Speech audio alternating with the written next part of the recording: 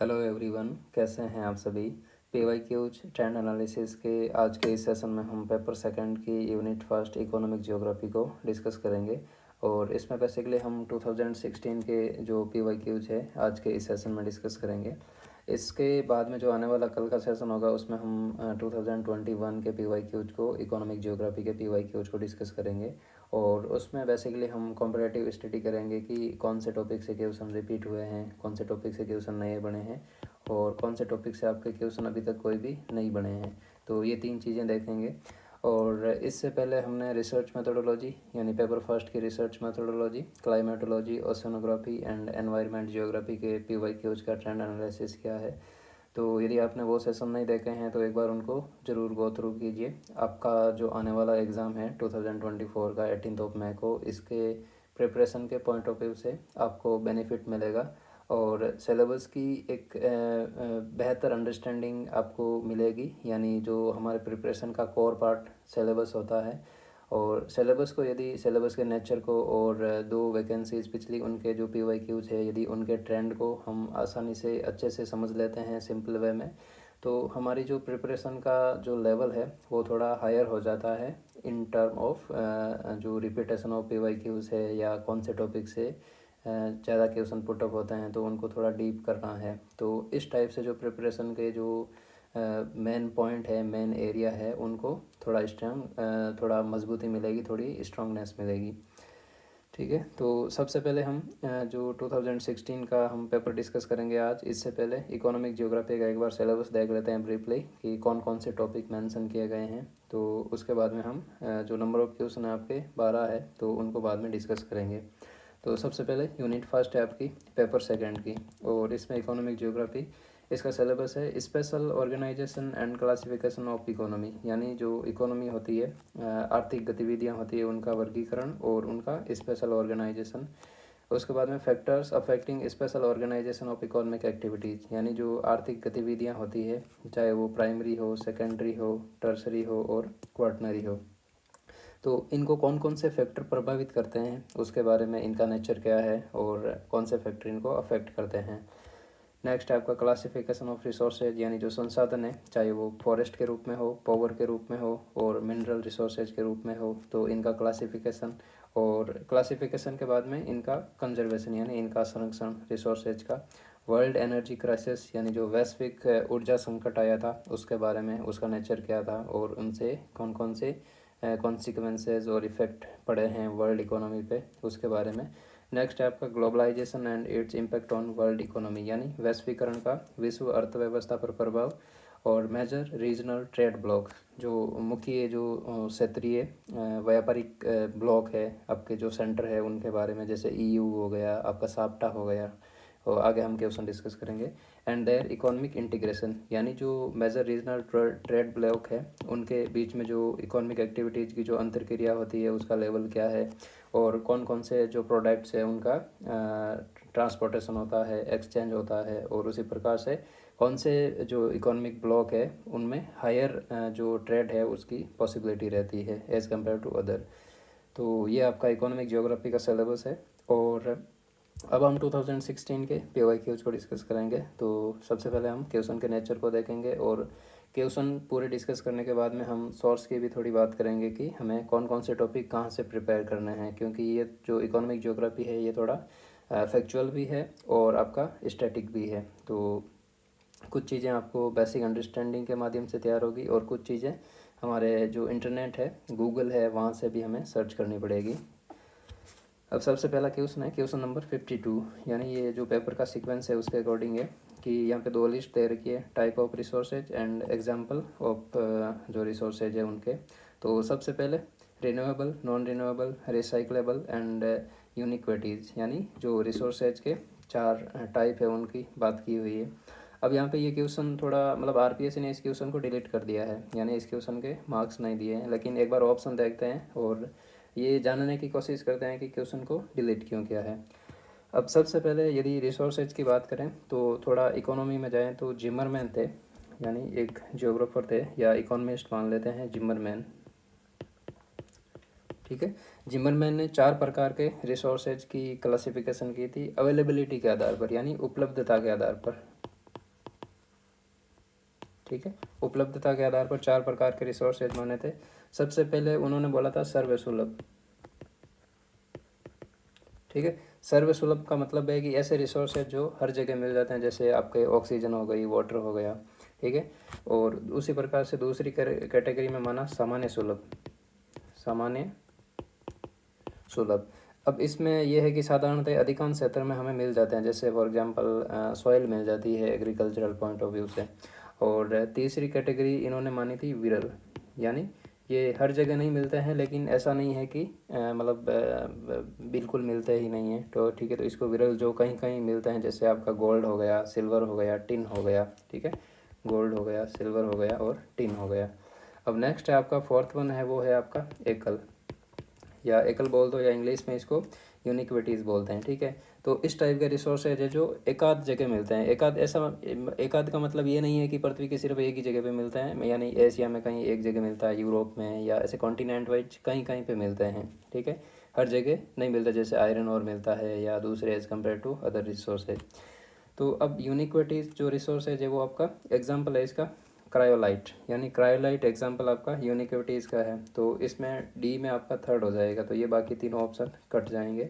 अब डी में थर्ड है तो फर्स्ट ऑप्शन करेक्ट होना चाहिए, लेकिन आरपीएससी ने इस क्वेश्चन को डिलीट कर दिया है। अब इससे पहले क्वेश्चन पर जाएं। जिमरमैन ने 4 प्रकार के रिसोर्सेज की क्लासिफिकेशन की थी अवेलेबिलिटी के आधार पर, सर्वसुलभ, सामान्य सुलभ, विरल और एकल, ठीक है। लेकिन अब जिमरमैन के रिसोर्सेज के क्लासिफिकेशन के बाद में जो रिसोर्सेज है यूटिलिटी यानी उपयोगिता के आधार पर उनको वापस 3 पार्ट में डिवाइड किया हुआ। जैसे आपका अप्रयुक्त जो संसाधन हो गए, यानी अनयूज रिसोर्सेज है, यानी अभी वो स्टोरेज में है, स्टोरेज की पॉइंट ऑफ व्यू से देखें तो अभी वो ज़मीन की सतह में दबे हुए हैं, उनको अभी यूज़ नहीं लिया है। दूसरा है आपका अनयूजेबल रिसोर्सेज। अनयूजेबल रिसोर्सेज का मतलब ये है कि एक फॉर्म ऑफ मटेरियल है जिसको हम यूज़ नहीं कर पा रहे हैं। उसका मेन कारण ये है कि अभी हमारे पास में टेक्नोलॉजी नहीं है उस रिसोर्सेज को यूटिलाइज करने की, तो ये आपका अनयूजेबल है। अनयूजेबल रिसोर्सेज को हम यूजेबल में कन्वर्ट कर सकते हैं यदि इन फ्यूचर हमें वो टेक्नोलॉजी मिल जाए उस रिसोर्सेज को यूटिलाइज करने की, तो ये हो जाएगा आपका अनयूजेबल। और तीसरा आपका है पोटेंशियल रिसोर्सेज। पोटेंशियल का मतलब उस रिसोर्सेज की कैपेसिटी है ह्यूमन नीड को फुलफ़िल करने की, ठीक है। तो ये आपका उपभोक्ता के आधार पर, यानी यूटिलिटी के आधार पर, कंज्यूमर के पॉइंट ऑफ व्यू से बात करें तो 3 टाइप के हैं, ठीक है। तो ये जिमरमैन ने नहीं डिसाइड किए हैं, ठीक है। जिमरमैन ने 4 टाइप के डिसाइड किए हैं, सर्वसुलभ, सामान्य सुलभ, विरल और एकल, ठीक है। अब इसमें डी में 3 हो जाएगा, तो सी में आपका फर्स्ट हो जाएगा। सी में जो रिसाइकलेबल है वो एल्यूमिनियम की कैटेगरी है, वो रिसाइकलेबल है। अब आपका बी में 4 हो जाएगा, नॉन रिन्यूएबल, यानी जो थोरियम है वो नॉन रिन्यूएबल है, ठीक है। और रिन्यूएबल की कैटेगरी में आपकी सॉइल है, यानी जो सॉइल है वो रिन्यूएबल की कैटेगरी में, यानी सॉइल डिग्रेड हो जाती है तो उसको वापस हम जो इनपुट्स होते हैं सॉइल के उनको मिला के वापस उसको एक्टिव कर सकते हैं।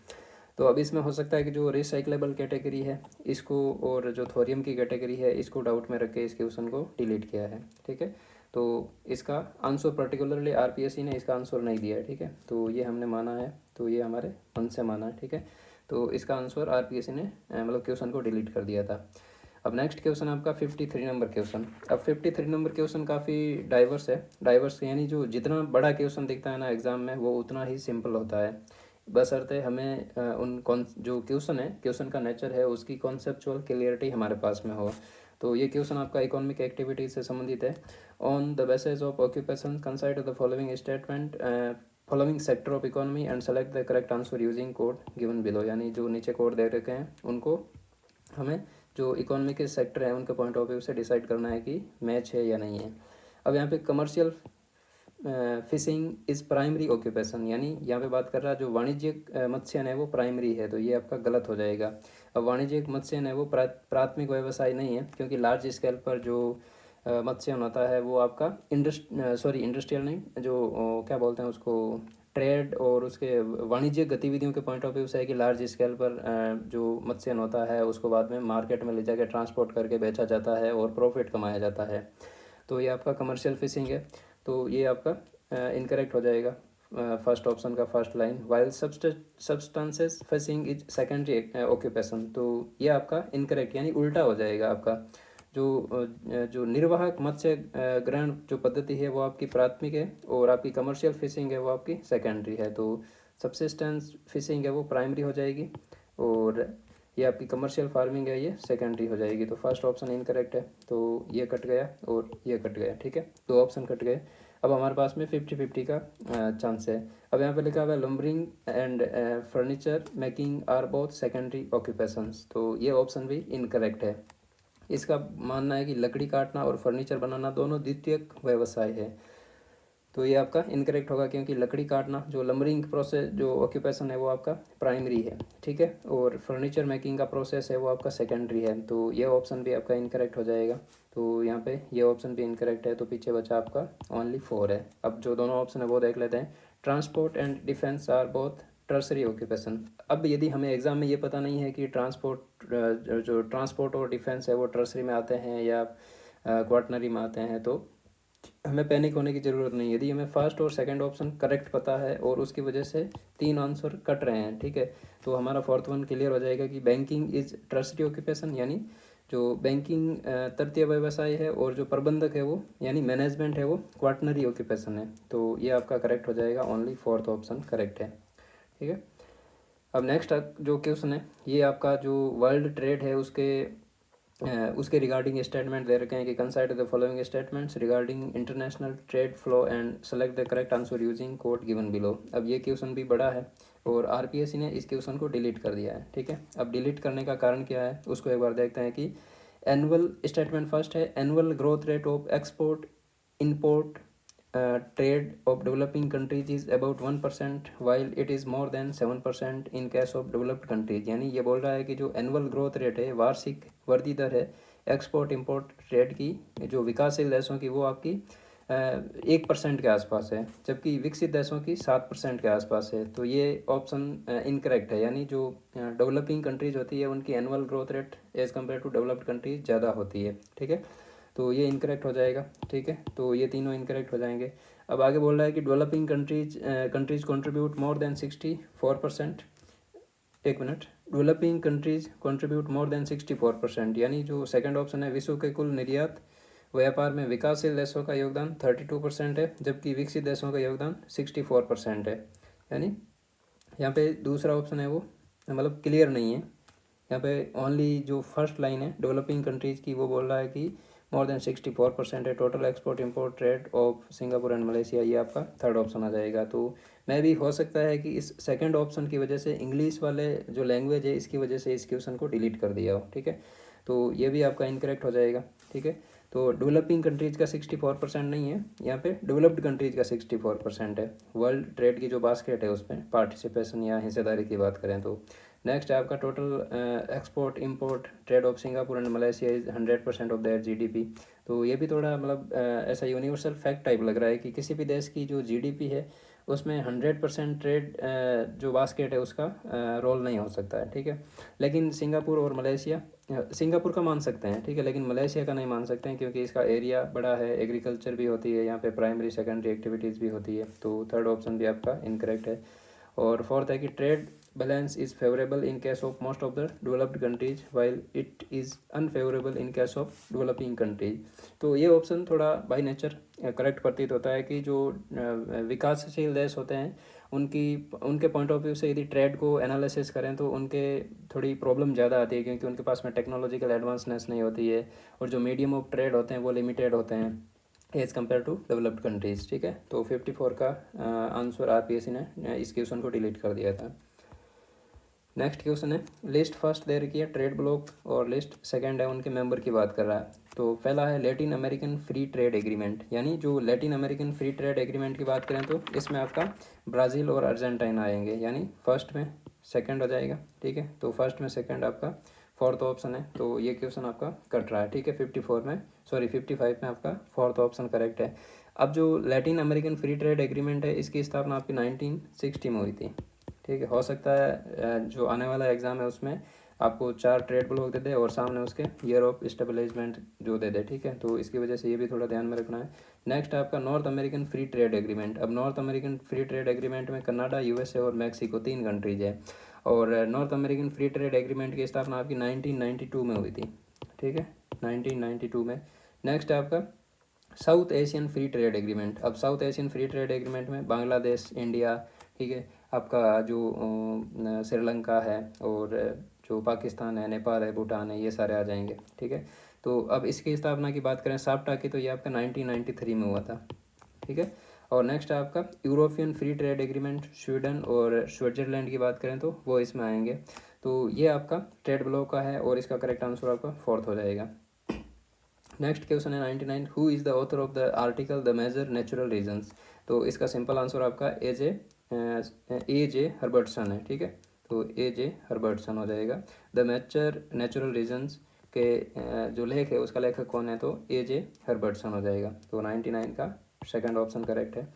नेक्स्ट है 102 नंबर क्वेश्चन है कि which is not an exchange activity. अब एक्सचेंज एक्टिविटी विनिमय की बात कर रहा है यहाँ पे। विनिमय का मतलब क्या है, दो पार्टीज है और वो वस्तुओं को एक्सचेंज कर रहे हैं, एक ले रहा है मतलब एक खरीद रहा है और एक बेच रहा है। ठीक है, तो इस टाइप से तो जो फ्रेट ट्रांसपोर्टेशन है यानी जो माल परिवहन है, तो यहाँ पे एक स्थान से जो कच्चा माल है वो दूसरे फैक्ट्री की तरफ ले जा रहे हैं, तो ये एक मीडियम हो गया आपके एक्सचेंज की एक्टिविटी का।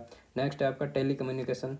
तो टेली कम्युनिकेशन में क्या होता है, जो दूर संचार होता है उसमें हम ऑनलाइन जो जैसे फॉर एग्जांपल बिजनेसमैन है, ये कंपनी ए है और ये कंपनी बी है, ये किसी पर्टिकुलर डील को लेके बात कर रहे हैं फ़ोन पे। दूर संचार यानी टेली कम्युनिकेशन का मतलब है कि ऑनलाइन मोड में ये बात कर रहे हैं। ठीक है, वीडियो कॉन्फ्रेंसिंग हो सकती है और ऑडियो कॉन्फ्रेंसिंग भी हो सकती है। ठीक है, तो ये दोनों बात कर रहे हैं, तो किसी डील को कंफर्म करने की बात कर रहे हैं। ठीक है, तो ये भी एक एक्सचेंज एक्टिविटी है। नेक्स्ट है आपका रिटेल ट्रेड यानी खुदरा व्यापार। अब यहाँ पे व्यापार हो रहा है, खुदरा व्यापार यानी जो गुड्स का सेलिंग और बाइंग की एक्टिविटीज़ हो रही है, तो ये भी आपका विनिमय क्रिया है। लेकिन जो मैनेजमेंट है, मैनेजमेंट आपकी एक्सचेंज एक्टिविटी नहीं है, ये मैनेजमेंट एक्सचेंज एक्टिविटी की कैटेगरी में नहीं आता। ठीक है, तो 102 का करेक्ट आंसर आपका फोर्थ हो जाएगा। नेक्स्ट है आपका a simple model of economy is best on यानी अर्थव्यवस्था का साधारण मॉडल आधारित है। तो इसमें आपका करेक्ट आंसर है set of decision making elements. ठीक है, तो ये सारे क्वेश्चन के जो आंसर है वो आरपीएससी की ऑफिशियल आंसर की है, उसके अकॉर्डिंग डिज़ाइन किए हुए हैं। ठीक है, तो ऐसा नहीं है कि मुझे जो अच्छा लगा वो मैं बता दिया, वो चीज़ नहीं है, ऑथेंटिक चीज़ है। आरपीएससी की जो वेबसाइट है वहाँ से सारी चीज़ें डाउनलोड की हुई है। ठीक है, तो यहाँ पे अर्थव्यवस्था का साधारण मॉडल आधारित अर्थव्यवस्था जो आधार होता है वो आपका निर्णय लेने वाले तत्वों के समूह पर होता है। ठीक है, यानी डिसीजन बनाने पड़ते हैं, डिसीजन लेने पड़ते हैं, तो उसके आधार पर एक simple model of economy decide होता है। ठीक है, नेक्स्ट क्वेश्चन आपका 104 नंबर। अब यहाँ पे consider the following statements regarding specially closed economy यानी यहाँ पे बंद अर्थव्यवस्था की बात कर रहा है, स्थानिक बंद अर्थव्यवस्था की, कि अन्य प्रदेशों से पृथक है। तो ये जैसा क्वेश्चन पूछा है कि स्थानिक बंद अर्थव्यवस्था, तो ये अन्य स्थानों से आइसोलेटेड है। ठीक है, दूसरी चीज़ है फुलफिल देयर ओन नीड्स यानी अपनी आवश्यकताओं की स्वयं पूर्ति करते हैं। ठीक है, तो ये किसी दूसरे पर डिपेंड नहीं है। नेक्स्ट है परिवहन जाल से संयुक्त। ठीक है, तो यहाँ पे है लिंकेज बाय ट्रांसपोर्ट नेटवर्क। ठीक है, तो ये आपका करेक्ट है। कोई भी चाहे बंद हो चाहे ओपन हो चाहे क्लोज्ड जो अर्थव्यवस्था हो वो आपकी ट्रांसपोर्ट से लिंक होगी। Acquire service entirely with in A special unit यानी अपने जो स्थानिक इकाई से समस्त सेवाएं प्राप्त करना, तो ये ऑप्शन भी आपका करेक्ट है। तो इसके जो चारों ऑप्शन है वो आपके करेक्ट हो जाएंगे। नेक्स्ट है which of the following is not a renewable energy. तो ये सिंपल क्वेश्चन है। जियोथर्मल एनर्जी रिन्यूएबल है, हाइड्रो पावर रिन्यूएबल है और सोलर एनर्जी रिन्यूएबल है। आपकी न्यूक्लियर एनर्जी है वो रिन्यूएबल नहीं है। ठीक है, तो इसका करेक्ट आंसर सौर ऊर्जा हो जाएगा। नेक्स्ट है which of the following is not a method of soil conservation. तो यहाँ पे मृदा संरक्षण की विधि की बात कर रहा है कि नहीं है। समोच्च रेखीय जुताई यानी जो काउंटर प्लगिंग होती है, क्या होती है, एक हिली एरिया होता है, उसके जो हिली एरिया की जो स्लोप होती है उस पर काउंटर प्लगिंग की जाती है, यानी ऐसे क्यारियाँ बनाई जाती है और वहाँ पे एग्रीकल्चर की जाती है। और कंट्रोल ग्रेजिंग यानी पशुचारण को नियंत्रित करो। ठीक है, तो ये है फसल चक्रीकरण यानी फसल को रोटेट करते रहे क्रॉप को, तो ये भी आपका है। ठीक है, तो सेकंड ऑप्शन इसका करेक्ट आंसर हो जाएगा। जो नहरों द्वारा सिंचाई है वो आपकी सॉइल कंजर्वेशन का मेथड नहीं है। नेक्स्ट है आपका जो major trade bloc of the world की बात कर रहा है, यानी जो विश्व के प्रमुख व्यापारिक संगठन है ब्लॉक है उसकी बात कर रहा है कि कौन सा नहीं है इसमें। ठीक है, तो आपका यूरोपियन यूनियन है, आपका साफ्टा है, Latin American free trade agreement है, लेकिन आपका जो United nation conference on trade and development है ये आपका नहीं है। ठीक है, तो इसका करेक्ट आंसर आपका फोर्थ हो जाएगा। ठीक है, अब इसके बाद में 108 नंबर क्वेश्चन यहाँ पे पूछ रहा है कि North Atlantic route is the busiest of the ocean trade route of the world, यानी जो उत्तरी अटलांटिक महासागर का जो रूट है वो जो महासागरीय जो व्यापार मार्ग का व्यवस्थम रूट है, यानी ये आपका उत्तर में इधर ईस्ट में यूरोप को और इधर वेस्ट में आपके नॉर्थ अमेरिका को कनेक्ट करता है। तो ये बोल रहा है कि the North Antarctic route is the busiest of the ocean trade route of the world, यानी पूरे विश्व की बात करें तो ये जो ट्रेड रूट है ओशियन का, ये आपका सबसे बिजीएस्ट रूट है। This route connect western Europe and eastern North America, यानी मैंने यहाँ पे बात की थी पूर्व में, तो इसके पूर्व की बात करें तो यूरोप है, लेकिन ये क्या कर रहा है, या क्वेश्चन में क्या कह रहा है कि वेस्टर्न यूरोप यानी जो पश्चिमी यूरोप है, जैसे आपका फ्रांस हो गया, स्पेन हो गया, पुर्तगाल हो गया, जो स्कैंडिनेवियन कंट्रीज हो गई और इंग्लैंड हो गया आपका, ठीक है, इसको पश्चिमी नॉर्थ अमेरिका से कनेक्ट कर रहा है, ठीक है। तो ये बात भी करेक्ट है। तो ए और आर जो दोनों सही है और आर ए की सही स्पष्टीकरण है, तो इसका करेक्ट आंसर आपका फर्स्ट हो जाएगा, ठीक है। तो ये थे आपके 2016 के इकोनॉमिक जियोग्राफी के PYQs, और आने वाले सेशन में हम 2021 के PYQs है उनको हम डिस्कस करेंगे। सो मेक श्योर कि आप इस यूट्यूब चैनल को सब्सक्राइब कर लें, वीडियो को लाइक करें, फ्रेंड्स के साथ में शेयर करें और अपना वैल्यूएबल फीडबैक भी ज़रूर दें कमेंट में। Thank you.